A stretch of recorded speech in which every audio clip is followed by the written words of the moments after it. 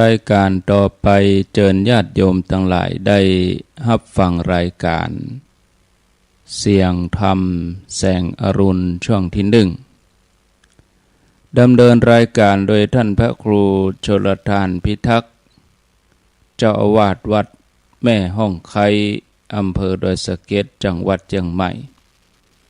เป็นประจำทุกวันศุกร์ตั้งแต่เวลา5 นาฬิกาจนถึงเวลา6 นาฬิกาตอนนี้สัญญาณท่านพระครูพร้อมแล้วนิมนต์เลยครับแตบใต้ไหวสาในปุญญาปารมีธรรมของพระเถรานุเถระเจ้าคณะพระสังฆาธิการผู้มีสมณะเมตตารับฟังรายการเสียงธรรมแสงอรุณในช่วงแรกขอความผาสุขในธรรมจุ่งมีแก่บรรดาพี่น้องศรัทธาตายกตายิกาที่รับฟังรายการนี้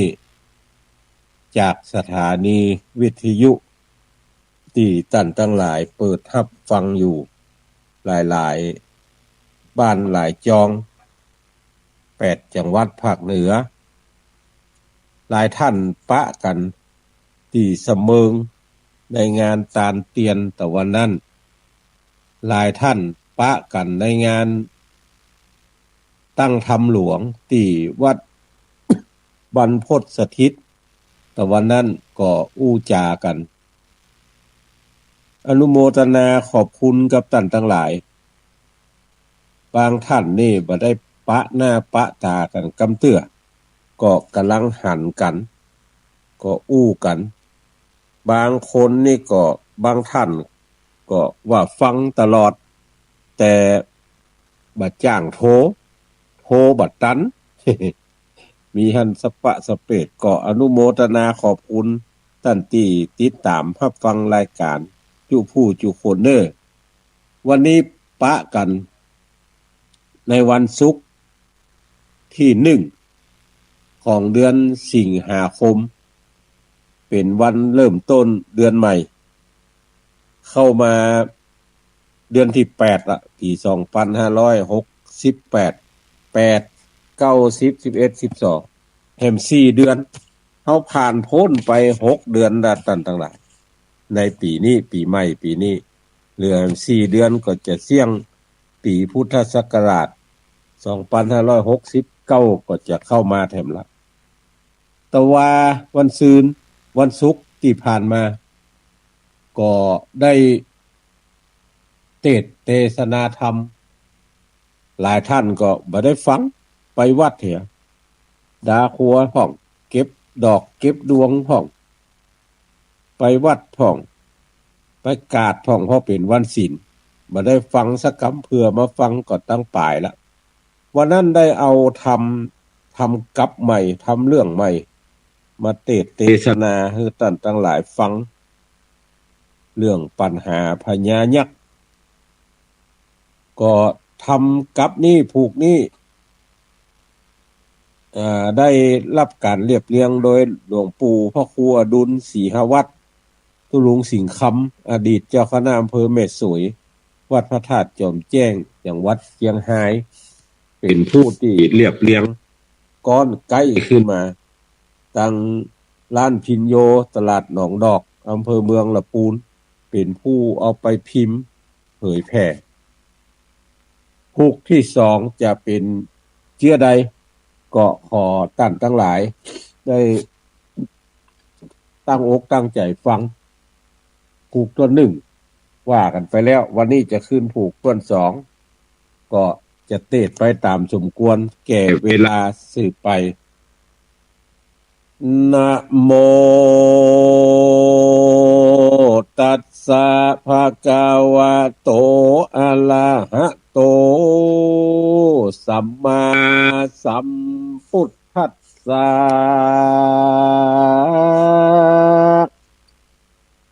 ยักขังที่สัววะลันโยภะยังสัมพิตาตังตีสาทะโวดุลาสัพปุลิสะตังหลายตังยิ่งใจใหญ่น้อยผู้ใฝ่ห้อยต่างบุญอันจักหนุนส่งโยคือได้อยู่เจยบานตามดังพระจินนามานที่ไวเตสัตนาไว้เป็นตลาว่าสุโคปุญญาสะอุจจโยดังนี้พระกล่าวจี้เป็นมาว่าการคงควายก่อไว้ยังบุญน้อยใหญ่นาบุญจักป่าจวยกำเธอลวงล้ำอาบายตุกหนีหายก้อยกราดบ่ไม่มาดมองผ่านเต้าอยู่สำลานจืนจ้อยสมไฟหอยขะดิ่งในปุญญังสักขัดสะโสปานังบุญเป็นขั้นใดกายขึ้นจากลุงปื้นเมืองโคนขึ้นไปบนจันฟ้าโป้นจากต่างต่ำจ้าบายตานตั้งหลายจุผู้ยอมพรำรู้ตามกองจิ้งขานิงป้องก่อสร้างบุญมากกว้างทมนาป้ากันมาแต่เจ้าไว้พระเจ้าลวดฟังธรรมจุ่งดาจำติดต่อตามบาทคอกองทำแด่เตอะลำดับธรรมเตสันนามาลอดถึงกันทวนสองยอดบ่เศร้าปางเมื่อยักเท่าอาลาวีจักกินเต้าปุลีบาปใบโตนเต้าไทยวอนวานขอยักหานหาดหาวปล่อยโตนเต้ากราพราฮือโป้นจากต่างตายอันพระมุนีนายที่ไวเตสันนาไว้ปลายหลังอัฏฐะยังไปแจงพระจิ้งแสงติสนาวาตะมัดทางปะกาเสนโตอาหะสัทธาสัพพัญโยพระพุทธเจ้าจักไขเล่าบาลีบทหลังมีไปแจงพระจิ้งแสงติสนาวายักขังติตัววะลัญโยพระยังชัมพิตัตตังอโหสิดังนี้เป็นต้นภิกขเวดูกัลลาภิกขุทั้งหลายอันเป็นสหายอริยญาติเมื่ออาระวีลากษัตลาหันยักขาต้นใหญ่ปุ่มหลวงใจสาบมานหนวดยาวยานปากกว้างตาเหลือกข้างแสงสายคิ้วงอผายงงงอดหนวดต้วงตอดไปมามีกาญาโหดหูปงน้องผู้หัวหลวงเต้นเป็นหลวงกังงึกกังงากน้ำลายออกปากปูนกลัวเม็นข้าวหนัวขิวงาดเต้นพดผาดมาหากำแขนพันยาไว้ใดบ่เฮือเต้าไทยดีไก่มันมีใจโคตรหาวจักกินเต้าเป็นอาหารพระผู้บานสายสันยืนบอบมันก้นตังคิงยักเต็กติ่งต้วงบดใดล่องล่ำให้วาย ตัวเดียวได้บอกมีเปือนกลางดงเถื่อนดงดอนจิ้งยอพนมก็น้อมไว้ว่าข้าแด่ยักษ์ใหญ่ดงลีจีนข้ามีเป็นหาพอเป็นลาภถวายปันอยากเกาะพันปล่อยข้าคือภาคนาเมืองซ้ำยักษ์ก็มาเครื่องเดือดไม่ว่ากูจักเก็บใส่ไส้ตังมวนเป็นของกวนกูใดกูบ่ละไว้วางตามมามึงอย่าได้ไข่กำปกปากปองเตียงบ่โป้นต้องกูเดิมมันบ่ตามไต่จักกินจะใจบ่ยอมวางเงียเสียงคางลั่นกองดังตัวห้องดงไพรเมื่อยักปุ่มใสบ่ปล่อยเต้ายอดซอยอาลับวีจักหกเต้นหนีก็บอดใดเต้าโตนไทยก็มายินกัวตายจิ้งออกอุบายตาเล่าว่าคือตัวเก่าโป้นมารัตนาว่าดูลาพญายักษ์โตนใหญ่ฤทธีใจปอดีชื่อต้านมีขอกล่าวเฮอรู้ข่าวต่างมาสันได้จามาเฝ้าอยู่ที่เก้าโปสไลจุ้งจับไข่ก่าวแจงเสียงแห่งสังกาแดเตออาทะยักษ์โคที่นั่นยักษ์ปาลาผีเพศจิ้งแจงเหตุไขปันแก่พระนักทันอาลวีลาดโดยสีหนาโกธาว่ากูนินาจิว่าอาลาวะกันยักษ์ใหญ่โตนต้านไทยเวทสุวรรณได้มอบโป่งปันขาดอนุญาตเป็นตลาคือกูมาอยู่เฝ้าที่พื้นเก้าโปสไลเม่นว่าสัตว์ตัวใดเข้ามาในโฮมคือกูข่มเอากินกันพระภูมินเชื่องเจ้าได้ยินยักษ์เท่าเจียนจ้าก็จิ้งมาไข่ขี่ญาตานต่อเพื่อรอพอทางนี้ว่าพิมีดังอันตัวแห่งคานั้นชื่ออาลาวีอยู่ปุรีเมืองใหญ่เป็นเจ้าแก่ไพร่ปัจจาต้านลือจาองอาจชื่ออาลาวะกัญญักลาดยักคาสองเหล่าลานี่ใสมีชื่อใดเหมือนกันสั่งบาปุนดีอัศจรรย์แจ้งเจตนาดังตนวิเศษฝ่ายบนสูงยู่ตนมาสู่คือเราได้กูกับการเมื่อพระนักธรรมอาละวีลาดยังบทตันขาดกำจาปันดังยักขาปู่เท่าก็กล่าวว่าต้องกูเป่ามาเมินนานบ่อปะอาหารอันใหม่บัดนี้มาปบใส่สะหายแห่งไส้ยินดีเจ้าอาลวีตกขับป่าหันบ่เป็นท่าตามพระสงฆ์เหตุว่ายักษ์ผีพงกล่าวอ้างเป็นกรรมขัดง่างซ่อนลวงลายจักหันตายเน่แจงเต้าก็จิ้งแซงไข่จาว่าดูลายักษ์คาโตนใหญ่อันอยู่เก้าไม้นิโคทารา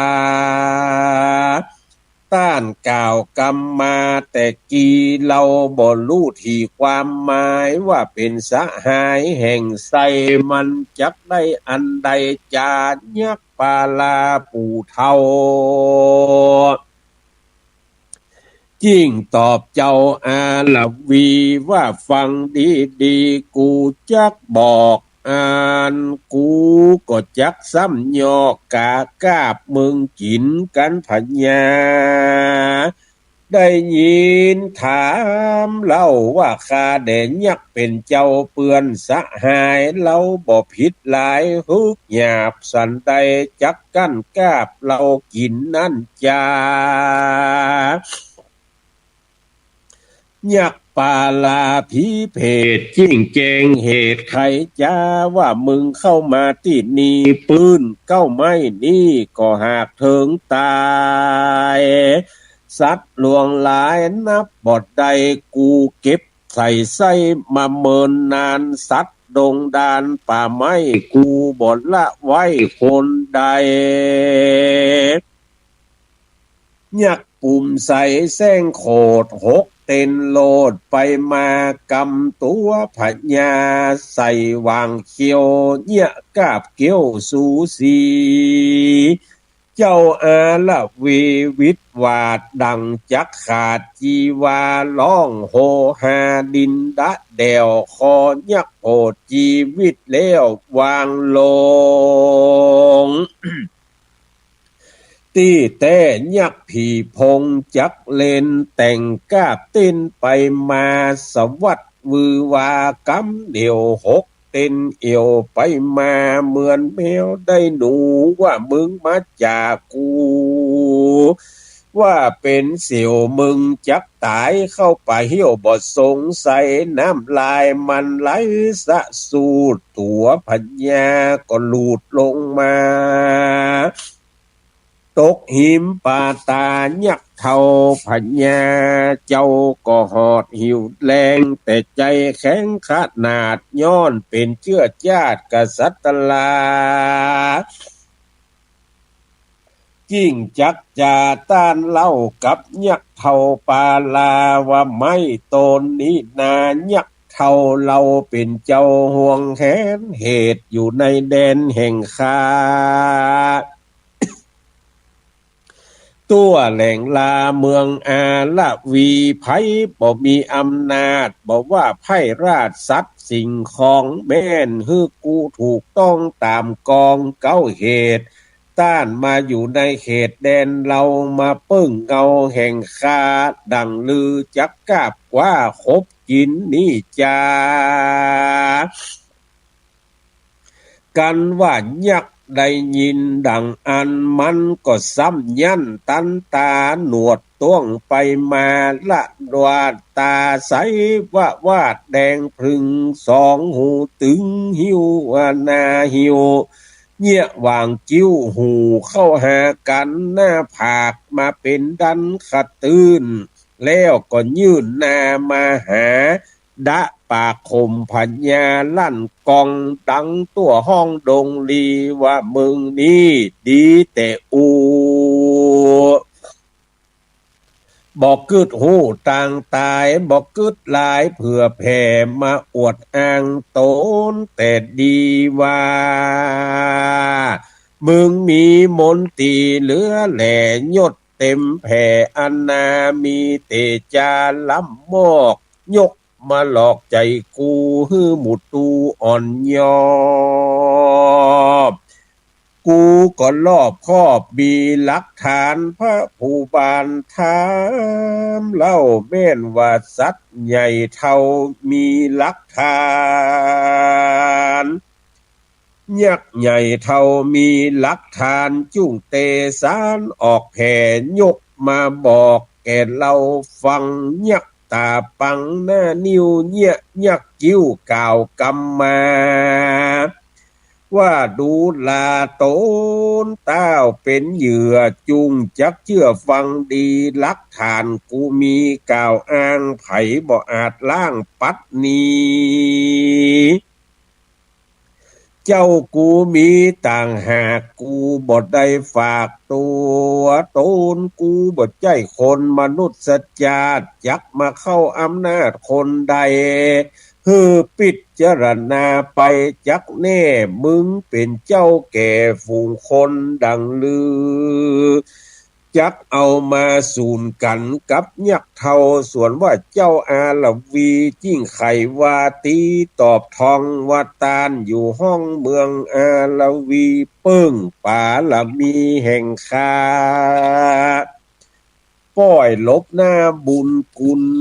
ยักษ์นาตาทาลุนผีเพศซ้ำก่อนมายกเหตุเข้ามาจูว่าเจ้าของกูแต่งเฮอกูบอดใดยืนย่ำแดนไผ่ต้นโพสัตว์ใดนี่เล่าเป็นของเจ้าเวสสุวรรณตาลหากปันโป้งขาดอนุญาตแก่กูและนาเมื่อนั้นอาลาวีลาดยิ่งแก่บาทกำจาว่านิโคทาตนวิเศษหากอยู่ในเขตแดนเราบ่ใจอยู่เมืองเยายักเหตุดังลือท้าวเวสสุวรรณยกยอปันต้านใดมันบ่ใจกองทำเตียงเป็นกรรมบาปกราต้านอย่าจ้าเลี้ยวไวจุงจักไปทูลกล่าวแก่ต้านเต้าเวสสุวรรณเล็งหันแบบเบาถูกลี่เก้าโบราณยักษ์ผีมันคิวโคดกำจิงนี่โคดตืบสองตีนว่ากูจักกินหืดใดตามดังต้านอนุญาตไว้จุประการแม่นมึงหานเก่งกาจุงขึ้นฟ้าไปฟันหาเวสสุวรรณเต้าใหญ่มึงเตี้ยงบ่ได้มาเมืองเต้าบุญเรืองโตนองอาจจักเอาค้อนฟาดมึงมารันนาโตนราชาอาลบีลาตุกมาปาดเอิงตัวเงียบบอกกวนตาลเราว่าดูลายักเท่ากาลีแม่นว่ามีดังกล่าวตรานยังถูกทานปะเพณีจารีตมีดีปางก่อนต้านมาซ่อนแอบแฝงจีน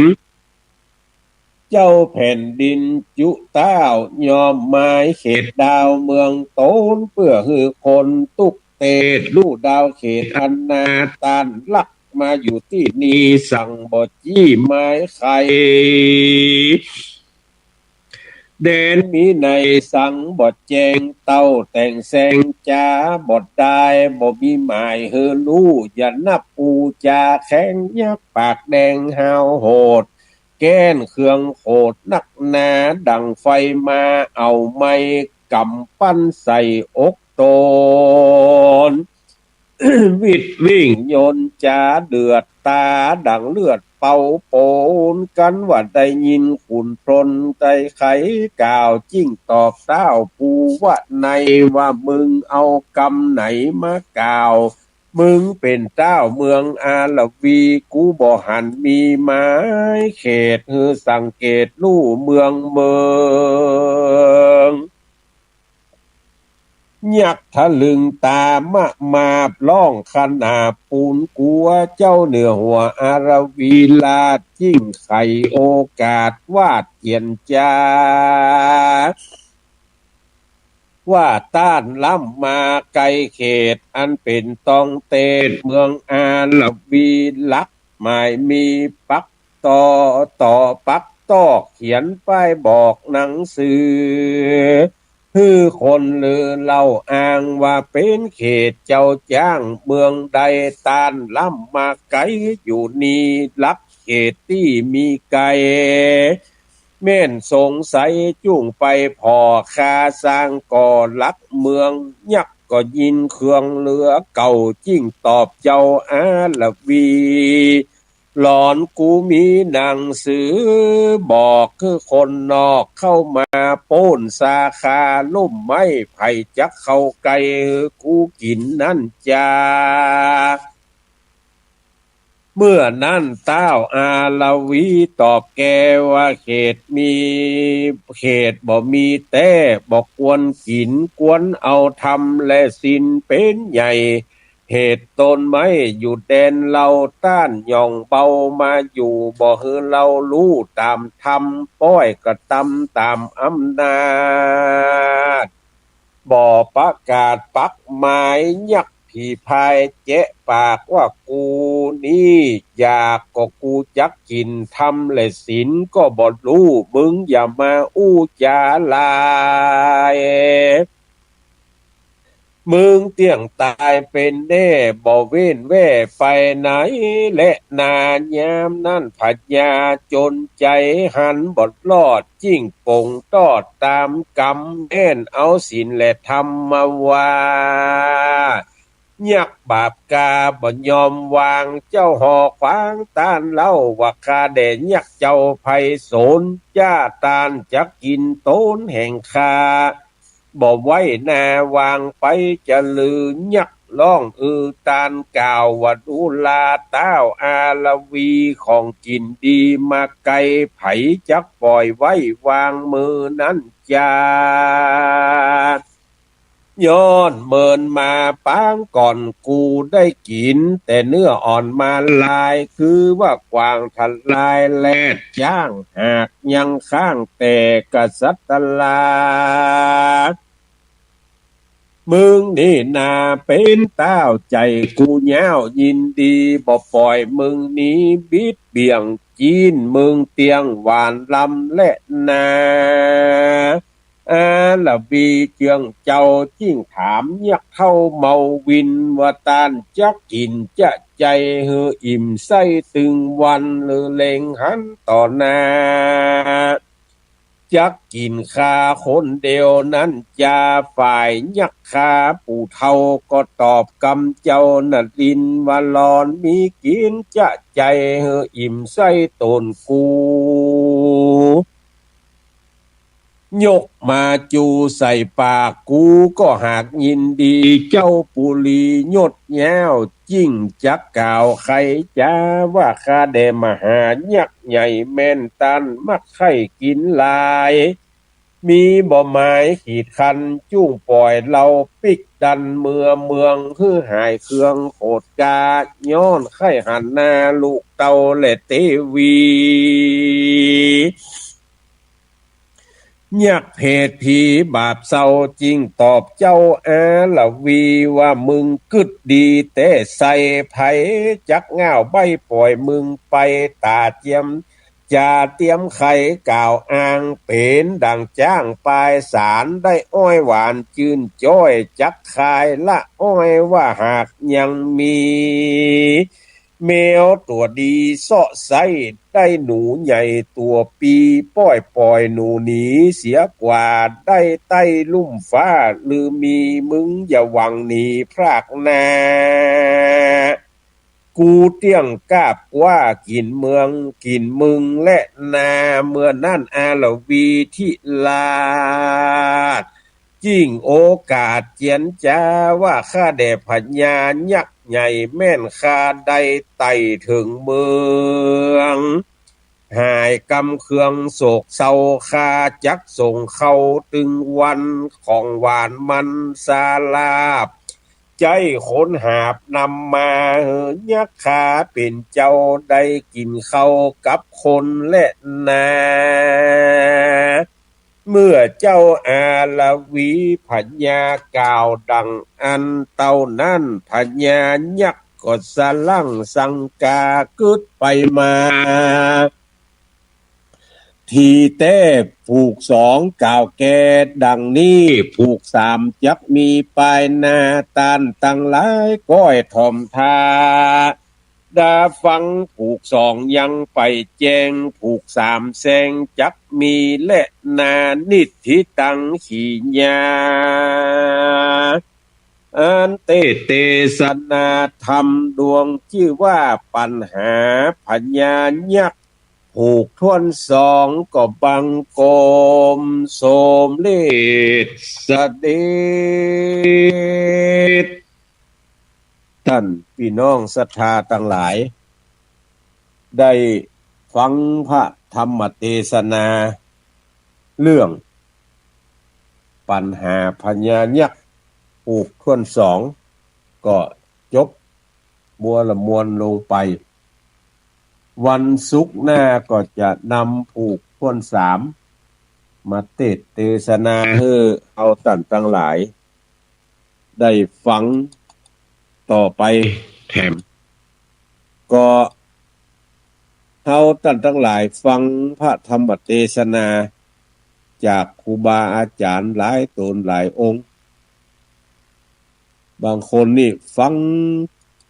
ตั้งแต่ตีสามตีสี่มาละจนตะฮอดสถานีวิทยุปิดกันพุ่นเพราะว่าบ่ฮู้จักว่าจะไปที่ไหนทางใดก็ฟังวิทยุเป็นหลักบางห้องก็ติดบ้านบางห้องก็เป็นผู้ป่วยติดเตียงก็เป็นไปตาม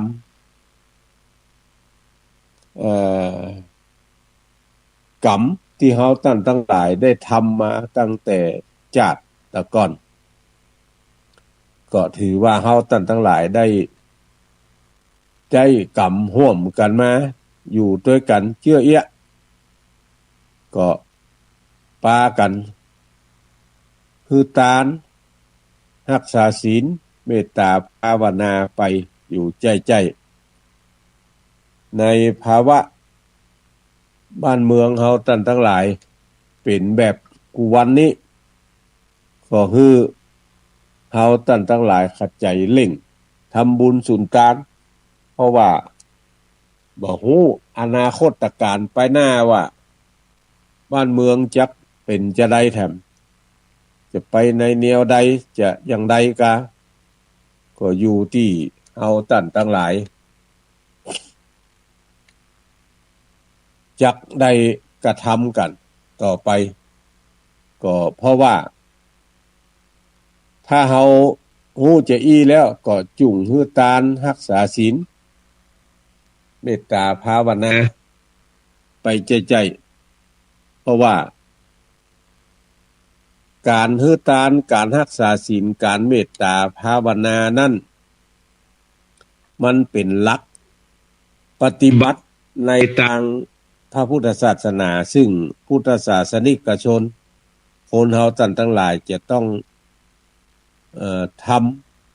ำตามคำสอนของพระพุทธเจ้าเจื้อเอี้ยตลอดมาแล้วก็ทำตลอดไป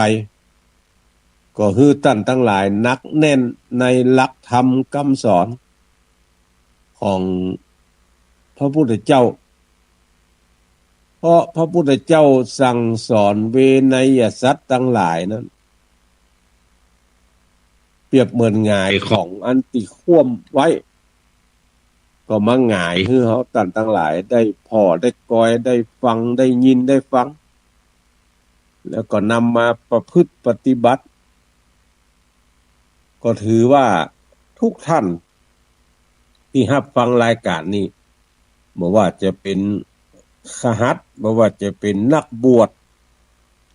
ก็ได้ทำตามคำสั่งสอนของพระพุทธเจ้ามาโดยตลอดก็อนุโมทนาวัดเหนือวัดใต้มีการมีงานก็ได้ทำบุญสุนทานตามกำลังของตัวมาโดยตลอดแล้วก็จุงฮือทำตลอดไปใจจนกว่าชีวิตเฮาทั้งหลายจะหาไม่เพราะว่าการเกิดมาเป็นคนก็ยากการอยู่อย่างตึงวันนี่ก็ยากการจะมีอายุมั่นยืนยาวไปตั้งหน้าแถมก็ยากการได้เกิดมาพบ คำสอนของพระพุทธเจ้าอย่างที่เฮาท่านทั้งหลายได้ฟังอยู่ในขณะนี้ก็ยากการจักได้เกิดมาร่วมพระพุทธเจ้ายังตนแห่งบ่ว่าจะเป็นตนใดก็ตามที่จะมาตรัสพญาสัพพัญญูปลายหน้าเนี่ยก็เป็นการยากสี่สิ่งที่เพิ่นว่ากันเอาไว้ดังนั้นเฮาจะเนี่ยจะได้ฮื้อพ้นจากทุกข์ได้ถึงสุขมันมีวิธีเดียวคือทำตามหลักคำสอนของศาสนาแต่ละศาสนาถ้าเราทำตามหลักคำสอนมันจะพ้นจากทุกข์ได้ถึงสุขตามกำลังที่เราได้ทำกันมาได้ปฏิบัติสืบกันมาการฟังก็ดีการพอก็ดีสื่อทั้งหลายต่างๆเหล่านี้คือเฮาท่านทั้งหลายพินิจพิจารณาฟังตัวพิจารณาตัวพอตัวพิจารณาตัวเพราะว่าอันใดได้หันและได้ยินด้วยหูอันใดได้ดูด้วยตาคนโบราณกล่าวเอาไว้ว่าสิ่งที่ได้ยินด้วยหูสิ่งที่ได้ดูด้วยตาถึงสองอย่างเนี่ยคือเฮาท่านทั้งหลายเอาใจพิจารณาเพิ่นว่าจุ้งพิจารณาด้วยใจว่าที่เฮาหันที่เฮาได้ยินน่ะมันแม่นแท้กับบ่แม่นแท้จะไปฟังโจจากันจะไปฟังเชื่อในสิ่งที่เฮาได้ยินจะไปฟังเชื่อในสิ่งที่เฮาหันยิ่งโลกปัจจุบันนี่แถมซ้ำหายโอ้มันมีสปะปืนห้องอันยังก็ระบบอย่างที่มาใหม่นี่ระบบ AI เอาหัวคนหนึ่งไปใส่แหมคนก็ได้อยู่เอาจ้างมาอู้มาจ่าก็ได้อยู่เอาม้ามาอู้มาจ่าก็ได้อยู่ขนาดอนุสาวรีย์บางแห่งเนี่ยที่เขาแปลงเอาเนี่ยลูกมาเตียวได้ลูกมาบายได้มันทำได้จะได้อันนั้นก็คือเทคโนโลยีสมัยใหม่ดังนั้นก็จะไปเชื่อเถอะสิ่งที่เฮาหันน่ะสิ่งที่เฮาได้ฟังมาแหมยิ่งเขาอู้สืบตามกันมาซ้ำหายเรื่องตั้งหลายหมู่เนี่ยปากต่อปากนี่นะมันบิดเบือนข่าวฟังมาแล้วเข้าใจเอาคนเดียวอนุมานอย่างหลวงปู่ว่าอนุมานเอาคนเดียวกึดเอาคนเดียวมันจะต้องเป็นอย่างอีแล้วก็มาอู้มาจ่าออกไปหมอนั่นก็ไปอนุมานเอาคนเดียวแถมมันน่าจะเป็นอย่างแต่เลยยังเขาว่าแต่เลยหมอนั่นก็ว่าถ้าจำแม่นหมอนั่นก็ว่าถ้าจำแม่นคนใดก็ว่าถ้าจำแม่นเอาเข้าของไผแม่นหมู่อู้จ่าสืบกันไปติ๊กอู้ปากต่อปากบ่ใช่ว่าความจริงจะมีอย่างที่เขาได้ยินมาอย่างที่เขาอู้มามันอาจจะบ่ใจอย่างอันก็ได้สิ่งทั้งหลายเหล่านี้สื่ออันตันสมัยเนี่ยหูทิพตาทิพเนี่ยท่านทั้งหลายมันบ่ใช่ว่าจะดีเสี่ยงหมดบ่ใช่ว่าบ่ดีเสี่ยงหมดอันที่ดีมันก็มีอย่างที่ท่านทั้งหลายเปิดฟังเนี่ยอันนี้ก็หูทิพเชื้อใดอาตมาภาพนั่งอยู่บนโต๊ะทำงานวัดแม่ห้องไคหมู่ที่8ตำบลแม่โป่งอำเภอดอยสะเก็ดจังหวัดเชียงใหม่ท่านทั้งหลายอยู่เมืองแป้เมืองน่านอยู่สุโขทัยอยู่ลำปางอยู่พะเยาอยู่เชียงรายในจังหวัดเชียงใหม่นี่ก็อยู่บ่ฮู้จักกี่ติจังหวัดลำพูนได้ยินหมดว่าอาตมาภาพอู้อันหยังเทศทำเรื่องหยังเพียงแต่ท่านทั้งหลายเปิดเครื่องวิทยุรับฟังเนี่ยหูทิพตาทิพอย่างใดท่านมหาสมชาติได้ พยายามจำแนกเพื่อตั้นทั้งหลายได้พอได้ก้อยว่าตาทิพย์เป็นเชื่อใดเวลาเปิ้นออกอากาศเนี่ยเปิ้นจะมีภาพเปิ้นเอามือกำทำจะได้เปิ้นเอามือลูบหน้าลูบตาจะได้ตั้นทั้งหลายจะหันได้หมดอย่างในคณะที่ตั้นทั้งหลายฟังอาตมาภาพเนี่ยถ้าไผมีFacebook ของท่านมหาสังวรตอนนี้ท่านก็กำลังถ่ายทอดสดในการทำวัดเจ้าร่วมกับทุเจ้าพระเนนทั้งหลายในคณะเตียตมาภาพมาออกอากาศบนกุฏินี่เปิ้นก็ท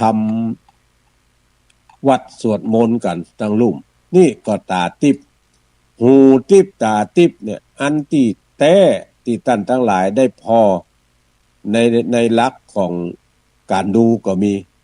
ที่ท่านทั้งหลายพอแล้วมันบัดใจอย่างที่พอบัดใจอย่างที่หันบัดใจอย่างที่ได้ยินก็มีอย่างที่ว่าตะเกียภาพ AI อันอย่างน่ะการตัดต่อแต่งเติมเนี่ยเอาหัวนายกอไปใส่นายขอเอาตัวนายคอไปใส่นายงอ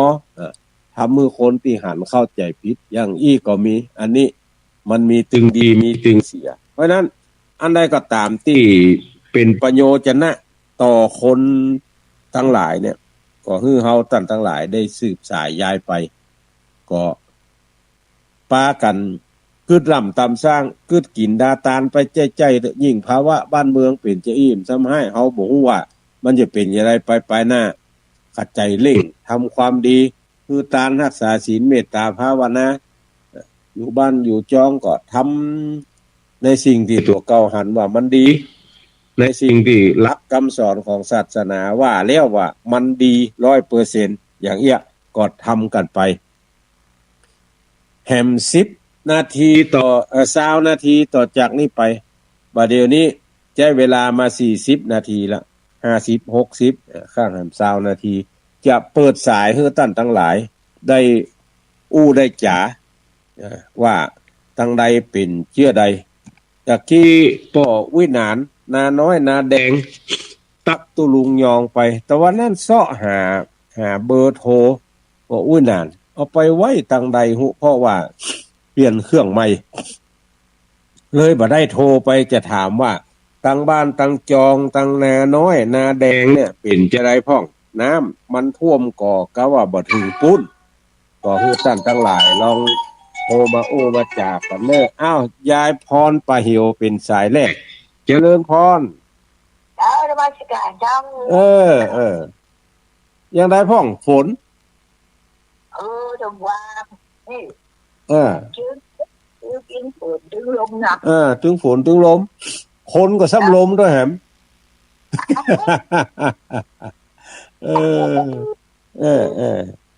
ฟังชัดเจนดีเนาะฟังจากคลื่นฝ่ายเห็นชัดเจนดีถ้าอย่าเมาสายอื่นอยู่ยินดีเนอะยินดีเนอะสายต่อไปเจริญพรไปสาครับครูอย่าได้พ่องป้าฝนวันนี้แต่เอาใครหายไปแล้วครับวันนี้ตอนฮอดครับนอดครับบ้านบ่ท่วมเนาะบ้านน้อยจะบ่ท่วมครับจังเวียงท่วมโอ้ไปล่างก็ที่สำนักสงฆ์ขนาดนั้นครับนี่ก็คณะสงฆ์ว่าจะป้ากันไปวันที่6เนี่ยหลวงพ่อรองจังหวัดจะไปที่บ้านเกิดเพิ่นจะป้ากันไป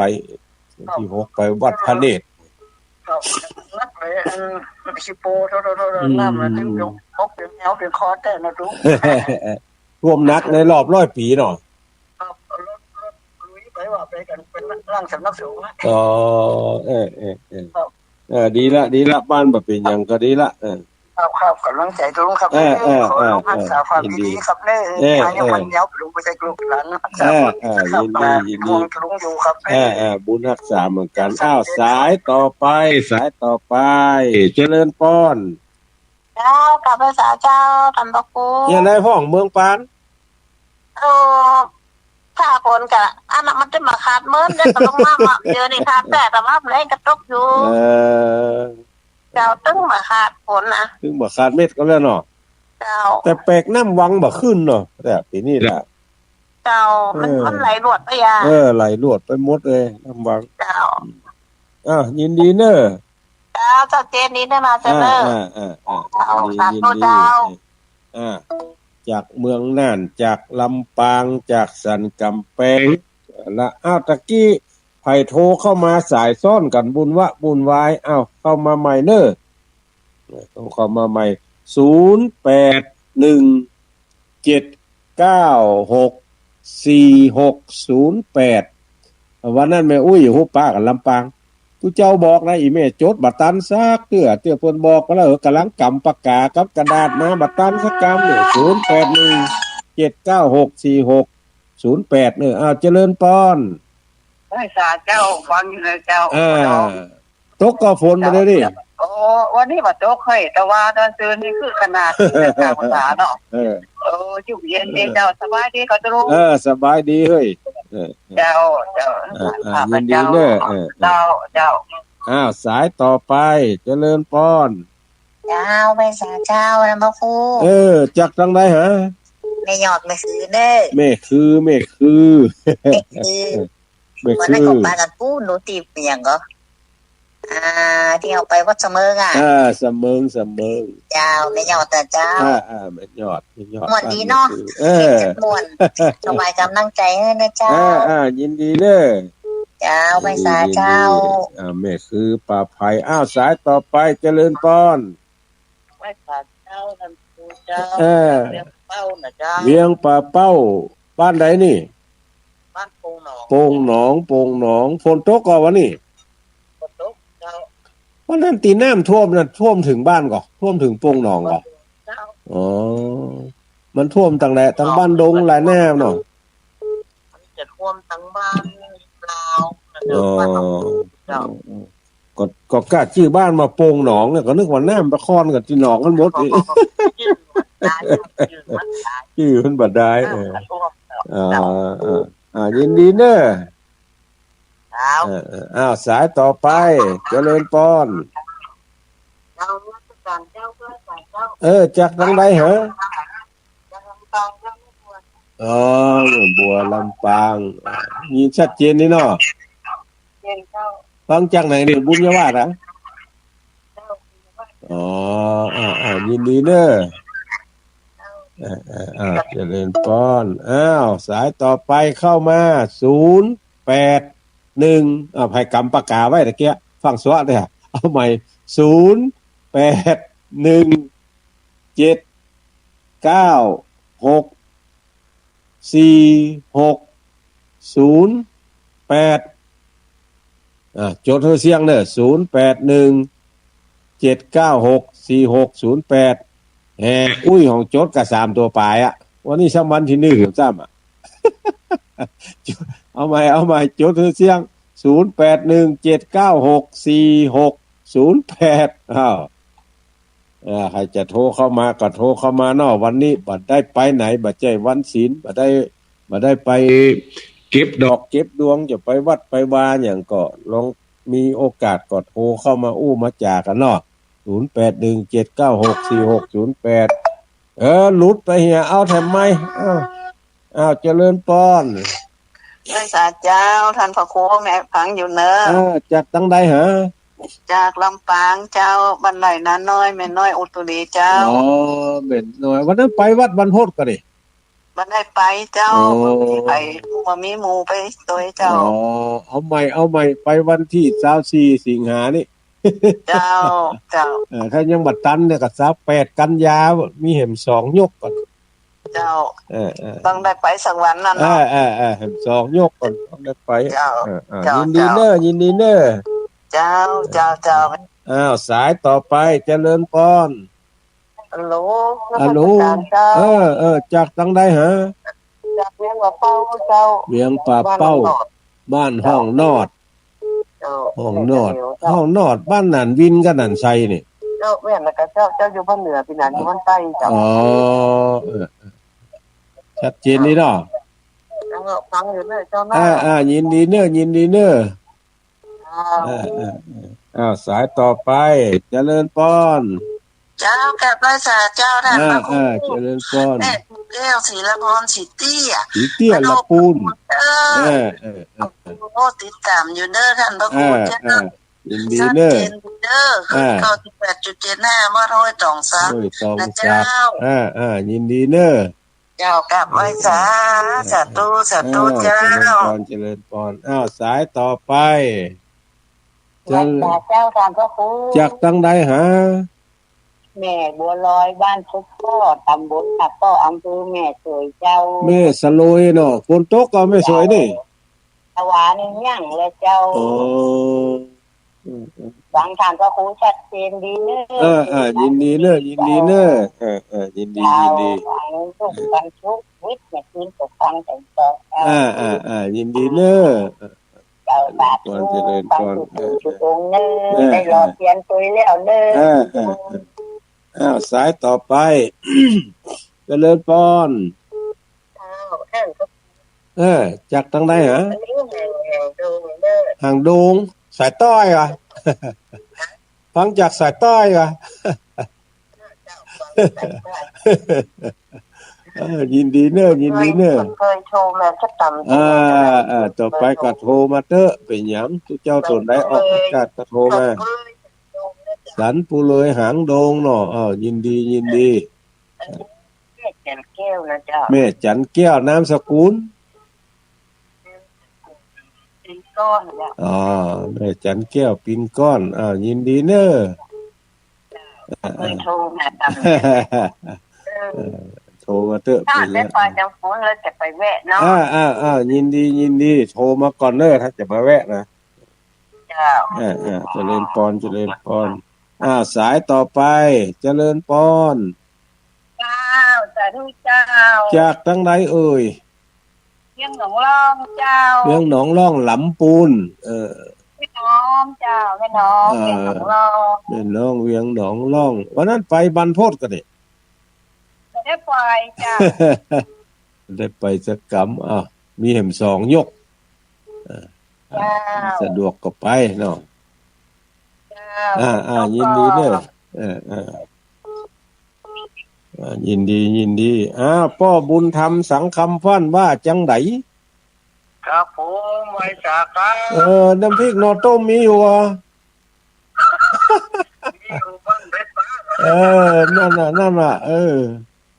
ต้องน้ำพริกน้ำปูกับนอต้มโอ้เมื่อถ้าอย่าบำเพ็ญวันผูกวันฮือเนี่ยเอาต้องขึ้นล่องแต่เนี่ยว่าจะไปเอี่ยวหาหลวงปู่ผมสักวันขึ้นไปเอี่ยวจะนัดตู้เจ้ากันขึ้นไปเอี่ยวลวดเอี่ยวหาตู้ลุงบุญสบายก็พาขี้ปุ๋มลุงบุญพาขี้ปุ๋มลำไส้อันอย่างสักอย่างเนี่ยกับพ่อหัวอีกหาถ้าจะกินพักละนักนะหนามันไม่กล้องลำไส้น่ะตัวลุงบุญฟังอยู่กระจายย่างเนอะพักละพักเลือนะยินดีเนอะครับไว้จ้าครับเจริญพรสายต่อไปเข้ามาแถมใหม่ตะกี้ติดสายอื่นบ่ได้รับสักกรรมโอ้หลายสายนี่บัดตันนะครับเจริญพรจากตั้งใดฮะทางกำแพงแม่อุ้ยนวลฝนตกก็บนดอยตกเจ้าตะวันตกเจ้าว่าจะขึ้นไปตะวาก็ว่าจะขึ้นบ่ได้ขึ้นตะกำอย่างฮู้เหรอเก็บก็โดนลงมาเนี่ยฝนตกฝนห้ำเขาแปลงน้ำดีหมดแล้วกะมันอยู่ไอ้มันส่งน้ำมันอยู่ในห้วยเนาะถึงหูจะว่าได้เนาะแล้วก็น้ำมานักเอาบ่อหินเอาเข็ดไม้มาเกาะมานี่มันก็เป็นธรรมดาอดกันไปแน่นจะเข้าไปดำเนินการโวยมันก็บ่ได้ต้องรอน้ำห้วยแห้งแล้วก็ถึงจะไปล้างไปอย่างมันได้เนาะ ได้อย่างไรนิ่งนะจ๊ะไปยินดีเนอะยินดีเนอะจ้าไปสาเก้าสายต่อไปเจริญพรจากทางไหนฮะแม่บุพัดมาตรงซ่านอำเภอฝางเนอะต้นซ่านอำเภอฝางเจ้าเรียนวัดลมเจ้านี่ก็สดีดีมันก็นะเจ้ายินดีเนอะ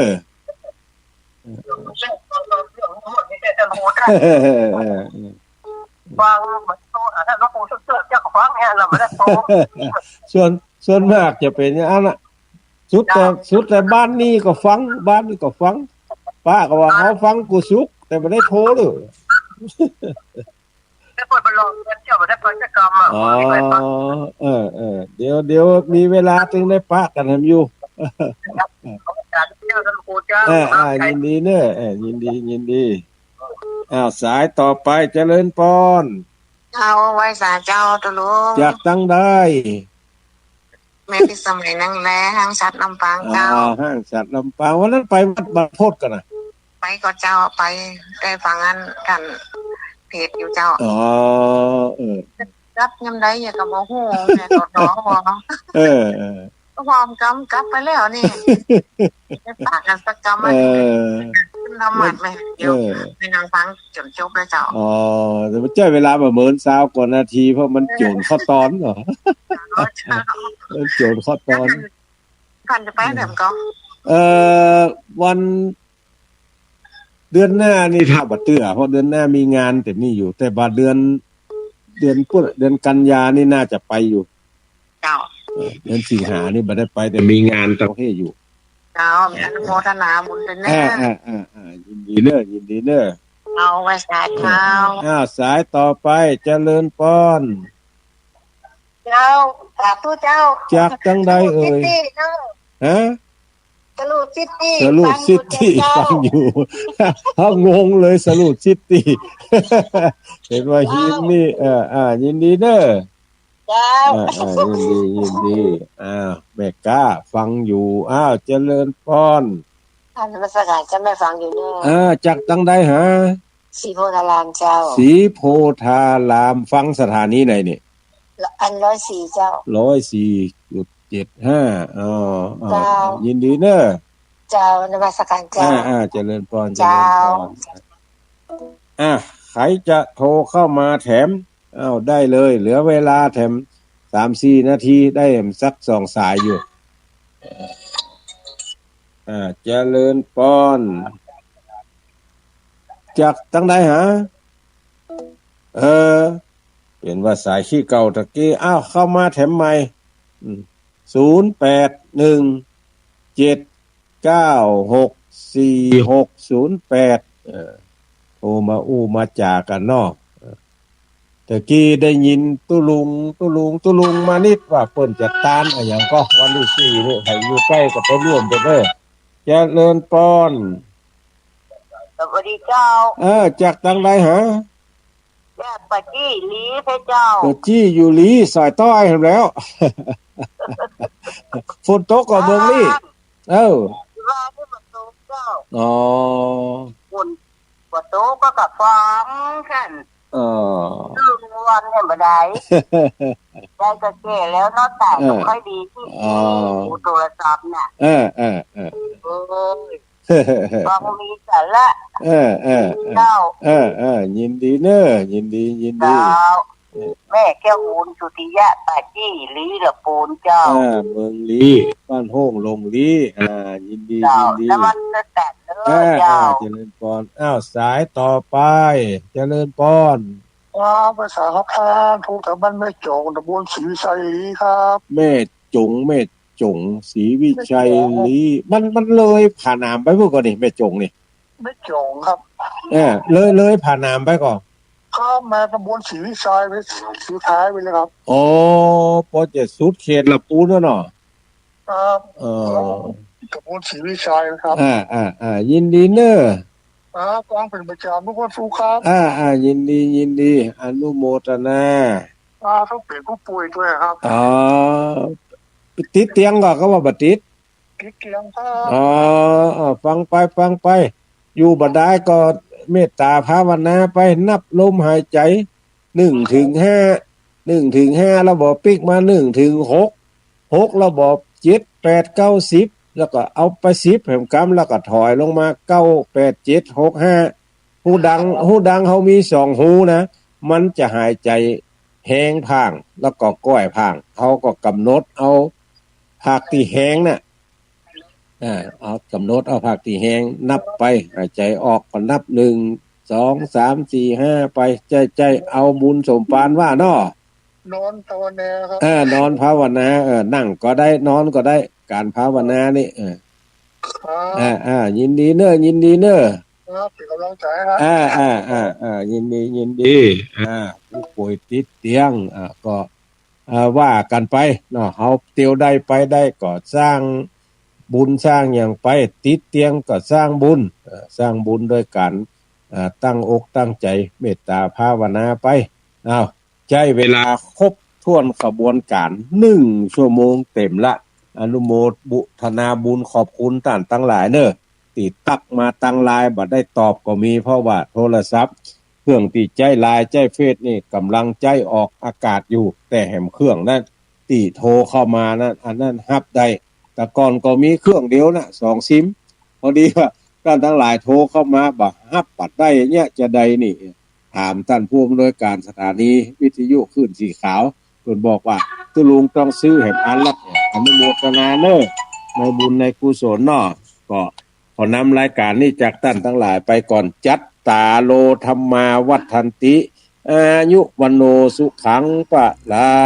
ง